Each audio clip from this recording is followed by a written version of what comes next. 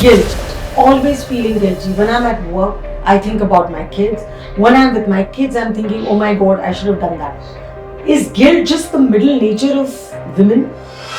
I have rarely felt guilt as a mother. How do I kind of make myself feel better when I enter a meeting or a party and I know this is what people are thinking about? I kind of tell myself, oh well, I'm superior to everybody in this room at this moment. Okay. As a leader, I'm losing a very important resource, but I have to be vested in her success. It's not about me losing someone who's doing my work for me. It's about creating leaders. It's about creating and leaving a legacy for the women who work under me.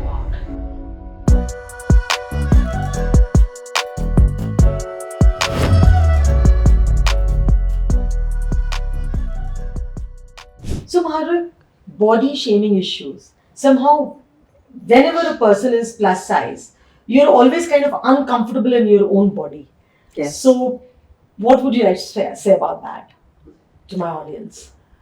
So I've been plus size all my life, and there is a certain way people engage with you before they know you.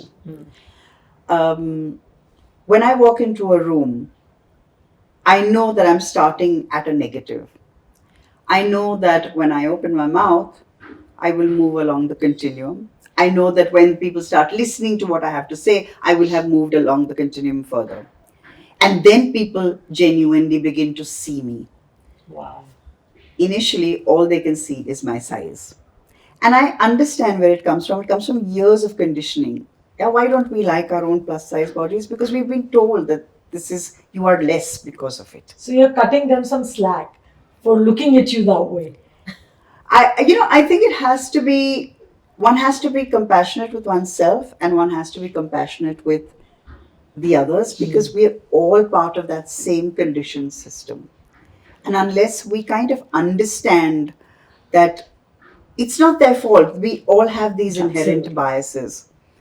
But let's acknowledge them. Let's acknowledge that we are being less than compassionate when someone is invisible. And people can be invisible in different ways. This is one of the ways where we kind of render people invisible. Wow.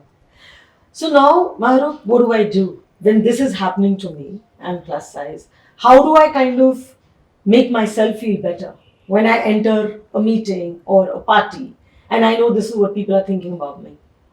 So I can only share what I do. Okay. When I enter a room of people who don't know me, I know that for the initial period, I'm likely to be invisible. And knowing that, I choose not to engage with that too much, because what it will do, otherwise it'll get me into a downward spiral. I also play this little game. I tend to kind of access my high status self. So I kind of tell myself, oh well, I'm superior to everybody in this room at this moment. Okay. Wow. And that self-talk helps me to exude a certain power. Wow. That my larger body takes away. Wow. So, Mahrukh, women make themselves intentionally small. How? Look at the way a woman uses space around her, right? How often do you see a woman sitting, just comfortably, or using her whole body, right? Invariably, we'll sit like this, or we'll sit in the corner, or we won't be center stage, right? So one is the way they use space and the way they use their body. The other is language. Language is a big one. We tend to use qualifiers. We tend to use self-deprecating language. We tend to use the word, for example, the word just. Can I just take a moment of yours? Why can't I say, I need a minute, right? I won't say it that way. I'll say, can I just, if you don't mind. Yes. We use all these qualifiers as if every time we are asking for something, it's a favor that is being done to us. As if, we don't have a right to ask for that time, that space, that voice of ours, right? And the third is, and these two in a sense combined together stop us from being our complete, assertive, authentic selves. Do you mean by that? Yeah. So when I say that, I mean, if I need something, I will think 10 times before asking for it. If I have a point of view, I will first try to think of how will it land, who could it offend, who could it counteract. If I say this, but he's already said this, so then it shouldn't be like I'm getting into a confrontation. So often in a meeting, I've seen not just women, but often women hold themselves back. So they don't even present their views. They don't present their views, or they present them with so many qualifiers that the person in front thinks, oh, I really don't know if she really knows what she's talking about. Oh She's my sounding God. so diffident. And actually, the woman in her mind has a very clear idea about what she wants to say. But what is happening is that she is so worried about how it will land, how other people will receive it, that she puts in all these, Yes. all this unnecessary covering that actually smothers the idea and sometimes even kills it. Wow. So Fantastic. I just think women need to genuinely claim their space, really step into their power, because there's so much that women have within them that they just keep sort of under wraps.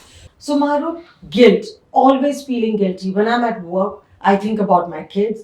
When I'm with my kids, I'm thinking, oh my God, I should have done that. Is guilt just the middle nature of women? So, Raksha, I'm the worst person to ask this question because I have rarely felt guilt as a mother. How? How come?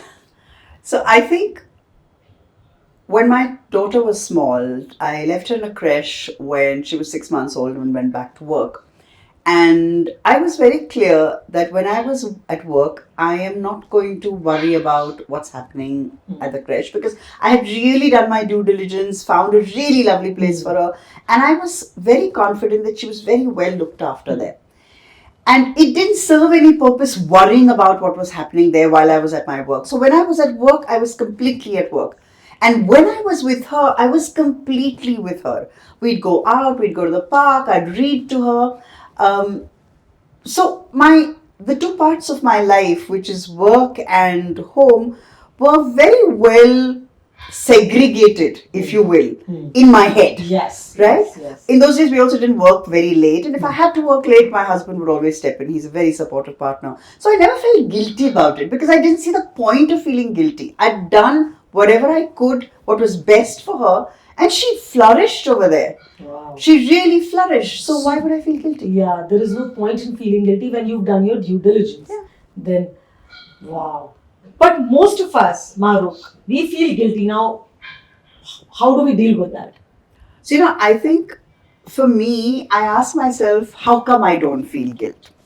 And it goes back to my childhood. My mother she was a doctor, she was a social worker. I remember her very often leaving me with friends and going to do, some of the work that she did, which she felt very passionately about. And I always saw her very passionate about what she did. And she never felt guilty about saying, oh, you're going to stay with auntie so-and-so today, or you're going to stay with so-and-so, or you're going to stay at home with the maid today. There were no apologies about it. Because what she was doing was so valuable to the community. And I think from there I learned that if you're truly passionate about what you're doing, there's no point trying to have, a foot in two boats. When you're doing what you're doing, do it wholeheartedly, do it passionately. And when that's over, move to your motherhood and do that passionately. She was also very passionate as a mother. When I was with her, the amount of things, I'm 53 years old. My mother, in those days, would take me for film festivals, would take me for ballet recitals, would take me for music fests. She made that time too. So both parts existed beautifully together. Wow. So, Mahrukh, now we have a lot of women entrepreneurs, leaders who have women working under them. So, what would your advice be to them as a leadership coach? I think every woman leader, and I think every leader for that matter, but a woman leader, it is incumbent upon them to kindle aspirations in women working under them. What do you mean by that?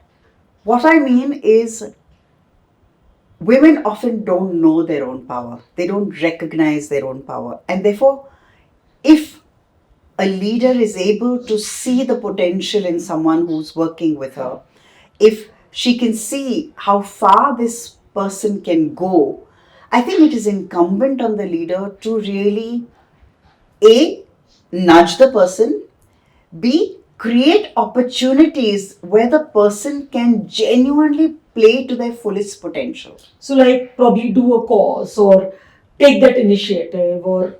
Absolutely. So, just offer opportunities where we can play with our strengths, right? Sometimes. Can you give me an example? Okay, for example, yes, it could be train up the person. For example, create leaders under themselves. Okay. Right? For give them teams. If you see a person has the potential to step up as a leader, give them youngsters under them. You may not have a large team. Give them trainees under them, and rather than having everyone reporting into you. Give them opportunities to showcase their strengths. Sometimes that may even mean having the courage to let them go.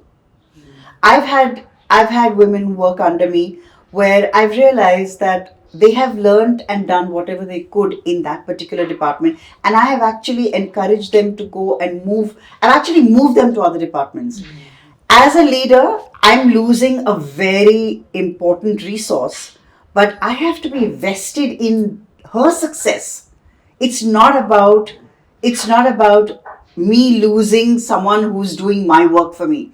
It's about creating leaders. It's about creating and leaving a legacy for the women who work under me. Wow. Right? Wow. So really help them to step into their power. So help women identify their potential and give them opportunities to step into their Absolutely. power. Absolutely. Thank you. So Mahrukh, women are somehow not very intentional about their careers. Can you speak about that? So, as a leadership coach, I have coached hundreds of women at various levels in organizations. Recently, I was coaching some mid to senior leaders in a very large MNC tech company. Now, when you think of large MNC tech company, you typically think of, overseas postings, what they call on-site, etc. They've all been through that. And I was asking this woman, and she was in her late 40s, and I asked her, what would you really like to be doing in the next 10 years? And she said, I want an overseas posting. And I was a little confused because I thought by now she would have had one. And I said, well, what's stopping you? She said, no, I've done very well in my career. I've grown, I've performed, I've delivered whatever I had to, and I've got my promotions, and I've always been content, and I've never asked for it. She never asked for it? No, she's never asked for it. And I said, well, what stopped you? She said, my manager's always been very fair. I've grown, I've got, good, I've gotten awarded, rewarded, everything. And I asked her, what do you want from your career at this point? You have another 10, 12 years left. And she said, I really now want to have a large overseas assignment and I know I can do it. And I said, well, go and speak to your manager about it. And when she spoke to her manager about it, her manager was delighted. And he said, oh, I thought you never wanted this. Oh. And the sad part is, I am asking myself, how many points in her career did she want something that she didn't ask for, which she could have easily got because she was competent, she was smart, she was articulate. And for some reason, that clear intention about how I want to grow in my career was never clear. And I think that is what very often I have seen women lacking. We don't seem to have a strategy for our career. We don't seem to have clarity in terms of, I may not know exactly, today especially, we don't even ask the question nowadays in interviews, where do you see yourself 5 years from now? Because things change very rapidly. But do I have a sense where I want to go? Do I have a sense how I want to get there? Do I speak about it? Because when I speak about it, I already got there. My leaders around me get a sense of what my aspirations are. If I don't speak about it, if I just assume that, oh, as and when when somebody thinks I'm deserving of the opportunity, I will get it. Then I'm losing a lot of opportunities that I could have easily gotten up with. Absolutely. Yeah. Makes complete sense.